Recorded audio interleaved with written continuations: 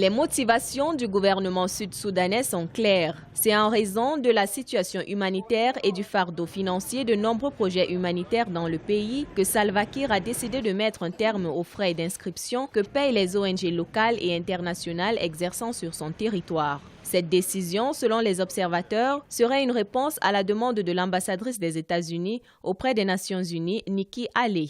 Celle-ci aurait demandé au gouvernement Kiir de créer un environnement approprié pour les travailleurs humanitaires en fonction au Soudan du Sud. La réaction du gouvernement Kiir n'a pas laissé les acteurs internationaux indifférents. Nous encourageons des reculs encore plus importants des obstacles administratifs afin que les Sud-Soudanais qui souffrent depuis longtemps puissent obtenir l'aide dont ils ont besoin sans délai. Cette action gouvernementale qui vise à renoncer aux frais d'inscription pour les humanitaires permettra aux ONG d'économiser environ 2 500 $ par rapport à l'année dernière. Depuis 2013, date du début des conflits au Soudan du Sud, les ONG apportent de l'aide humanitaire de façon régulière à environ 3 millions de personnes par mois. D'après certains observateurs internationaux, cette décision est un grand pas dans les efforts pour la stabilisation sociale au Soudan du Sud.